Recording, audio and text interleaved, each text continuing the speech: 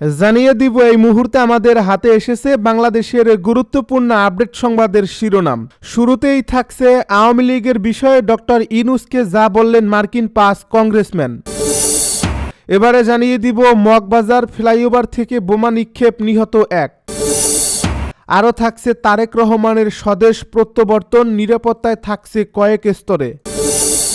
এদিকে বিএনপি নেতার বসতঘরে দুর্বৃত্তদের আগুন, এবারে মারা গেলেন তার আরেক মেয়ে, ৯০% দগ্ধ স্মৃতি। সব শেষে জানিয়ে দিব তীব্র শীত উপেক্ষা করে জনসমুদ্রে পরিণত ৩০০ ফিট এলাকা। এতক্ষণ শুনছিলেন হাতে থাকা আপডেট সংবাদের শিরোনাম, এবারে বিস্তারিত। তবে তার আগে অনুরোধ রইল ভিডিওটিতে একটি লাইক এবং কমেন্ট করে জানিয়ে দিন ভিডিও সম্পর্কে আপনার মূল্যবান মতামত। আরও জানিয়ে দিন ভিডিওটি কোথা থেকে দেখছেন বা কোন জেলা থেকে দেখছেন। আওয়ামী লীগের বিষয়ে ডক্টর ইউনূসকে যা বললেন মার্কিন ৫ কংগ্রেসম্যান। বাংলাদেশে অবাধ, সুষ্ঠু ও অন্তর্ভুক্তিমূলক নির্বাচন নিশ্চিত করার আহ্বান জানিয়ে অন্তর্বর্তী সরকারের প্রধান উপদেষ্টা ডক্টর মুহাম্মদ ইউনূসের কাছে একটি আনুষ্ঠানিক চিঠি পাঠিয়েছেন মার্কিন পার্লামেন্টের নিম্নকক্ষ প্রতিনিধি পরিষদের ৫ প্রভাবশালী সদস্য। এই চিঠিতে তারা আওয়ামী লীগের কার্যক্রম নিষিদ্ধের সিদ্ধান্ত নিয়ে উদ্বেগ প্রকাশ করেছেন। দলটির রাজনৈতিক কার্যক্রম নিষিদ্ধের সিদ্ধান্ত পুনর্বিবেচনা করার আহ্বান জানিয়েছেন অন্তর্বর্তী সরকারের প্রতি। স্থানীয় সময় মঙ্গলবার হাউস ফরেন অ্যাফেয়ার্স কমিটির ওয়েবসাইটে মঙ্গলবার প্রকাশিত এক সংবাদ বিজ্ঞপ্তিতে তথ্য জানানো হয়। যুক্তরাষ্ট্রের হাউস ফরেন অ্যাফেয়ার্স কমিটির র্যাঙ্কিং মেম্বার প্রতিনিধি গ্রেগরি ডব্লিউ মিক্স, দক্ষিণ ও মধ্য এশিয়া বিষয়ক সাব কমিটির চেয়ারম্যান বিল হুইজেঙ্গা ও র্যাঙ্কিং মেম্বার সিডনি কামলেগার জোব প্রধান উপদেষ্টার কাছে এ বিষয়ে একটি চিঠি পাঠান। এতে আরও স্বাক্ষর করেন কংগ্রেস সদস্য জুলি জনসন ও টম শুওজি। এ চিঠিতে তারা বলেন, বাংলাদেশের বর্তমান জাতীয় সংকটের প্রেক্ষাপটে আগামী বছরের ফেব্রুয়ারিতে নির্বাচন আয়োজনের লক্ষ্যে অন্তর্বর্তী সরকারের দায়িত্ব গ্রহণে ডক্টর মুহাম্মদ ইউনূসের এগিয়ে আসাকে তারা স্বাগত জানান। নির্বাচনের বিষয়ে উল্লেখ করে তারা বলেন, অবাধ ও সুষ্ঠু নির্বাচন নিশ্চিত করতে এবং ব্যালটের মাধ্যমে শান্তিপূর্ণভাবে জনগণের মতামত প্রতিফলনের পরিবেশ তৈরিতে রাজনৈতিক মতাদর্শের সব পক্ষের সঙ্গে অন্তর্বর্তী সরকারের সহযোগিতা অত্যন্ত জরুরি। একই সঙ্গে তারা রাষ্ট্রীয় প্রতিষ্ঠানগুলোর নিরপেক্ষতা ও বিশ্বাসযোগ্যতা পুনঃপ্রতিষ্ঠায় প্রয়োজনীয় সংস্কার গ্রহণের গুরুত্ব তুলে ধরেন। তবে আশঙ্কা প্রকাশ করে কংগ্রেসম্যানরা বলেন, যদি সরকার রাজনৈতিক দলগুলোর কার্যক্রম স্থগিত করে অথবা ত্রুটিপূর্ণ আন্তর্জাতিক অপরাধ ট্রাইব্যুনাল পুনরায় চালু করে, তাহলে এসব লক্ষ্য অর্জন ব্যাহত হতে পারে। এ চিঠিতে সংগঠনের স্বাধীনতা এবং সম্মিলিত দায়ের পরিবর্তে ব্যক্তিগত ফৌজদারি দায়বদ্ধতার নীতি আন্তর্জাতিকভাবে স্বীকৃত মৌলিক মানবাধিকার বলে উল্লেখ করেন কংগ্রেস সদস্যরা। তাদের মতে আইনের যথাযথ প্রক্রিয়ার মাধ্যমে অপরাধ ও গুরুতর মানবাধিকার লঙ্ঘনের সঙ্গে জড়িত ব্যক্তিদের বিরুদ্ধে ব্যবস্থা নেওয়ার পরিবর্তে কোনো রাজনৈতিক দলের সব কার্যক্রম একযোগে নিষিদ্ধ করা এসব মৌলিক নীতির সঙ্গে সামঞ্জস্যপূর্ণ নয়। মগবাজার ফ্লাইওভার থেকে বোমা নিক্ষেপ, নিহত ১। মগবাজারে মুক্তিযোদ্ধা গলির সামনে ফ্লাইওভারের উপর থেকে বোমা নিক্ষেপের ঘটনা ঘটেছে। এতে সিয়াম ২০ নামে একজন নিহত হয়েছেন। বুধবার রাতে এ ঘটনা ঘটে। হাতিরঝিল থানার ভারপ্রাপ্ত কর্মকর্তা মোহাম্মদ গোলাম মর্তুজা জানান, বোমা নিক্ষেপের খবর পেয়েছি, ঘটনাস্থলে পুলিশ পাঠানো হয়েছে, বিস্তারিত পরে জানানো হবে। প্রত্যক্ষদর্শীরা জানান, হঠাৎ করে ফ্লাইওভারের ওপর থেকে কে বা কারা একটি বোমা নিক্ষেপ করে, যা এক যুবকের মাথায় পড়ে। এতে ঘটনাস্থলে তার মৃত্যু হয়। নিহত সিয়ামের বাবা বলেন, আমার ছেলে মোটর পার্টসের দোকানে কাজ করত। কাজ শেষে রাস্তা দিয়ে হাঁটার সময় তার উপর বোমাটি নিক্ষেপ করে। এতে ঘটনাস্থলে সিয়াম মারা যায়। পরে আইনশৃঙ্খলা বাহিনীর সদস্যরা ঘটনাস্থলে যায় এবং ঘটনাস্থল ঘিরে রাখে। বোম্ব ডিসপোজাল ইউনিটের সদস্যরাও সেখানে পৌঁছে আলামত সংগ্রহ করে। রমনা থানার উপপুলিশ কমিশনার মোহাম্মদ মাসুদ আলম ঘটনাস্থল পরিদর্শন করছেন। আলামত সংগ্রহ করা হয়েছে জানিয়ে তিনি কালবেলাকে বলেন, ফ্লাইওভার থেকে বোমাটি ফেললে ভিকটিমের মাথায় লাগে, সাথে সাথেই তিনি মারা গেছেন। কে বা কারাই নাশকতা ঘটিয়েছে তার অনুসন্ধান চলছে। তারেক রহমানের স্বদেশ প্রত্যাবর্তন, নিরাপত্তায় থাকছে কয়েক স্তর। দীর্ঘ ১৭ বছর পর বৃহস্পতিবার দেশে ফিরছেন বিএনপির ভারপ্রাপ্ত চেয়ারম্যান তারেক রহমান। তার স্বদেশ প্রত্যাবর্তন উপলক্ষে সরকারের পক্ষ থেকে সর্বোচ্চ নিরাপত্তা ব্যবস্থা নেওয়া হয়েছে। এছাড়া তারেক রহমানের জন্য দলের পক্ষ থেকেও নিরাপত্তা নেওয়া হয়েছে। এ ব্যাপারে স্বরাষ্ট্র উপদেষ্টা লেফটেন্যান্ট জেনারেল মোহাম্মদ জাহাঙ্গীর আলম চৌধুরী বলেছেন, 25 ডিসেম্বর তারেক রহমানের স্বদেশ প্রত্যাবর্তনকে ঘিরে রাজধানীতে সর্বোচ্চ নিরাপত্তা নিশ্চিত করা হবে। জাহাঙ্গীর আলম চৌধুরী বলেন, তারেক রহমানের দেশে নিরাপদ আগমন নিশ্চিত করার জন্য ইতিমধ্যেই প্রস্তুতি নেওয়া হয়েছে। স্বরাষ্ট্র উপদেষ্টা আরও বলেন, আইন প্রয়োগকারী সংস্থাগুলোকে সম্পূর্ণ সতর্ক ও সমন্বিত থাকার নির্দেশ দেওয়া হয়েছে। তারেক রহমানের নিরাপত্তার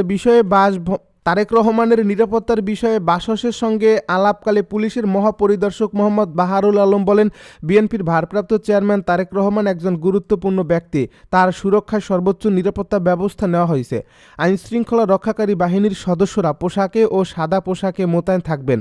এছাড়া বিএনপির পক্ষ থেকে তার ব্যক্তিগত নিরাপত্তা ব্যবস্থা রাখা হয়েছে। জানা গেছে, দেশে ফেরার পর তারেক রহমান যাতায়াতের সময় পাবেন পুলিশি পাহারা সহ বিশেষ নিরাপত্তা। এছাড়া তার বাসভবন ও অফিসে থাকবে নিরাপত্তা। উর্দিধারীদের পাশাপাশি সাদা পোশাকে গোয়েন্দারা তারেক রহমানের নিরাপত্তায় নিয়োজিত থাকবেন। পুলিশ সূত্রে জানা গেছে, তারেক রহমান বিমানবন্দর থেকে গুলশানে আসার পথে বিপুল সংখ্যক পুলিশ সদস্য মোতায়েন থাকবেন।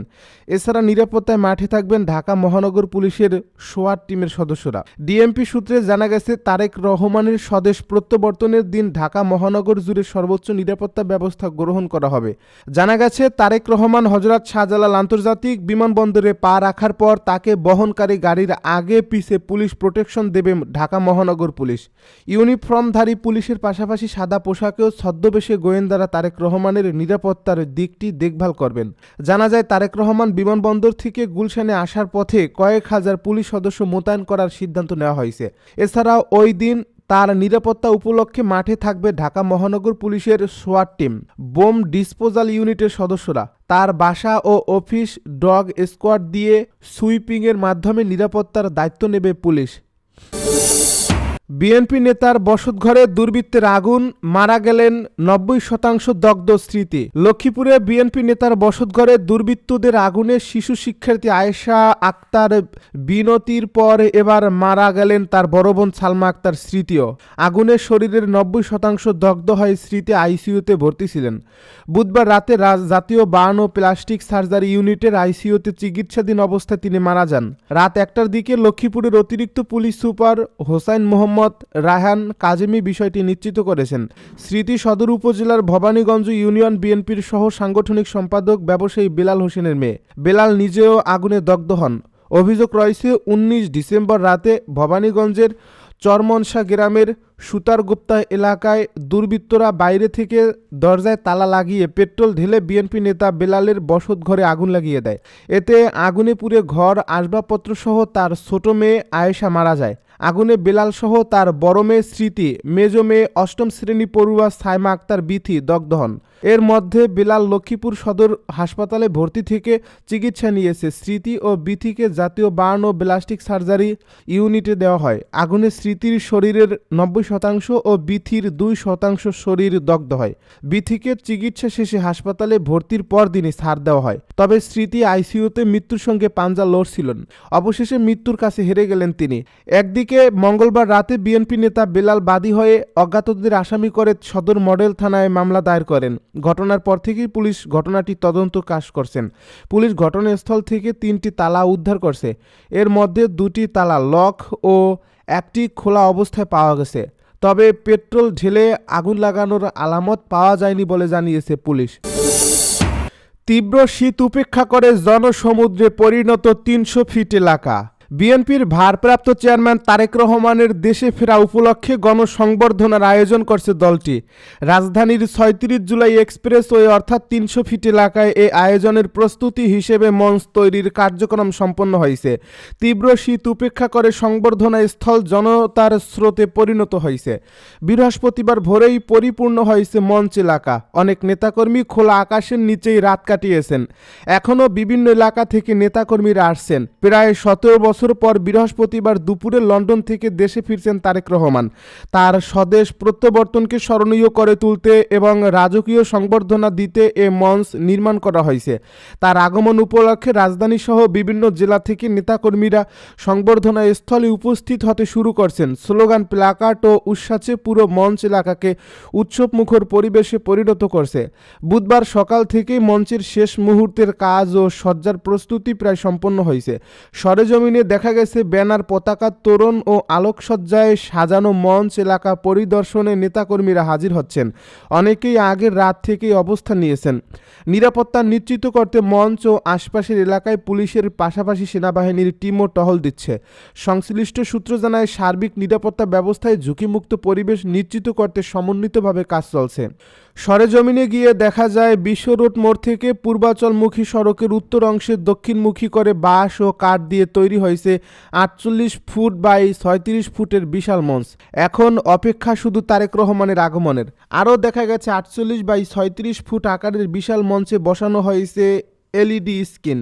সেখানে বাংলাদেশে জাতীয় পতাকার প্রতিচ্ছবির উপর লেখা রয়েছে তারেক রহমানের ঐতিহাসিক স্বদেশ প্রত্যাবর্তন। এছাড়া নিরাপত্তার বিষয়টি বিবেচনায় রেখে মঞ্চে অবস্থান নিয়েছে বিএনপির ভারপ্রাপ্ত চেয়ারম্যান, নিরাপত্তার নিজস্ব বিশেষ সিকিউরিটি টিমের সদস্যরা।